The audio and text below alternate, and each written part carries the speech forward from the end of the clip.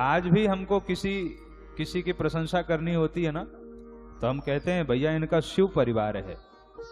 बताओ कितने लोगों को हमने कहा होगा शिव परिवार है इनका, शिव परिवार है। परिवार तो शिव का है। जो आनंद शिव के परिवार में है वही आनंद हमारे परिवार में हो जाए, जीवन धन्य हो गया। अच्छा, हम सब यहां क्यों बैठे हैं? हम सब यहां शिव पुराण सुनने बैठे हैं ना, तो शिव महापुराण की कथा सुनने से क्या होगा? आनंद। हम सब क्या चाहते हैं अपने जीवन में? क्या चाहते हो?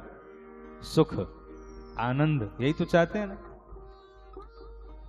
हो सकता है रुचियां हमारी अलग अलग, टेस्ट अलग अलग हो सकता है।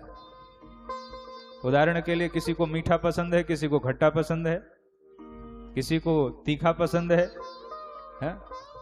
स्वाद अलग अलग हो सकता है, लेकिन सुख की कामना मानव मात्र को है, चाहे कोई भी हो। हर व्यक्ति सुख चाहता है, सुखी होना चाहता है। तो वो सुख मिलेगा कहां? वो सुख मिलेगा भगवान शिव के द्वार पर। भगवान शिव की कृपा से वह सुख मिलेगा। जहां हम सुख ढूंढ रहे हैं वहां सुख है ही नहीं। एक बार गर्मियों का महीना था और आपके यहीं नांदेड़ के आसपास की ही घटना होगी।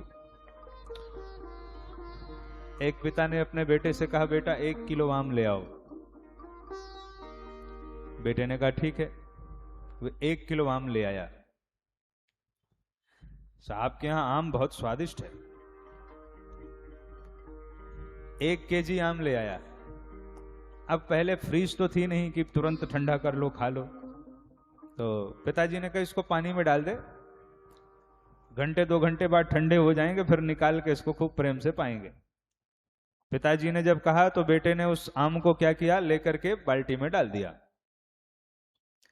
1 घंटा बीता, 2 घंटा बीता, 2-3 घंटे के बाद पिताजी ने बेटे को याद दिलाया, बेटा वो आम तो ले आ, जो आम बाजार से खरीद के ले आया था वो आम तो ले आ, बैठ के पाते हैं।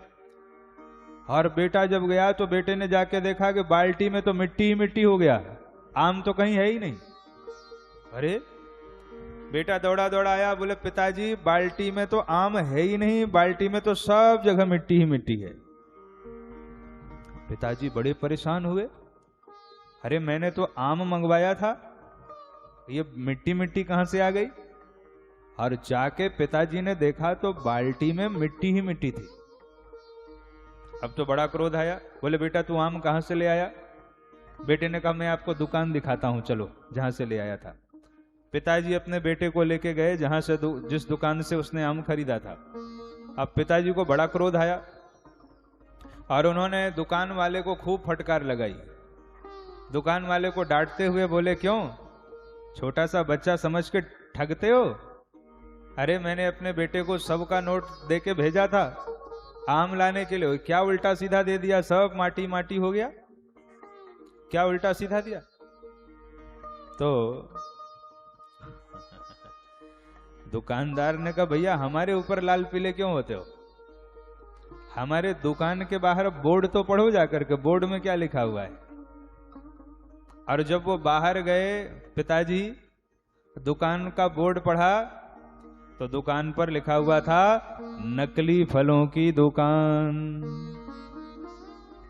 क्या लिखा था? नकली फलों की। दुकानदार ने कहा महाराज हम तो नकली फल बेचते हैं और आप जैसे पढ़े लिखे लोग भ्रमित ना हो जाओ इसलिए हमने बोर्ड लगवा रखा है बड़े बड़े अक्षरों में। अब उसके बाद भी आप असली समझ के ले जाओ, स्वाद न मिले तो शिकायत करो। अब हमारी क्या गलती इसमें? भाई हमारी गलती तब होती जब हमने बोर्ड ना लगाया होता। अब हमने तो बोर्ड लगा दिया है नकली फलों की दुकान, और उसके बाद भी आप असली समझ के ले जाओ तो हम क्या करें?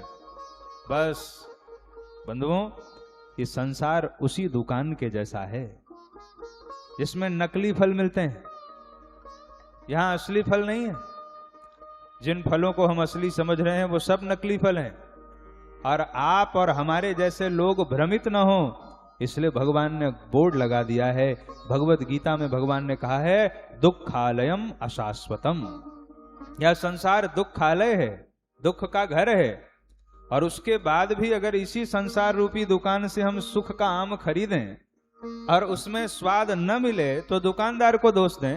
अरे दुकानदार का क्या दोष है, भगवान का क्या दोष है? भगवान ने तो ये दुकान बनाई है और बोर्ड लगा दिया है कि यहां सब नकली फल मिलते हैं। अगर असली फल चाहिए तो काडेश्वर महादेव की शरण में आओ, इन भगवान शिव के पास असली फल की प्राप्ति होगी।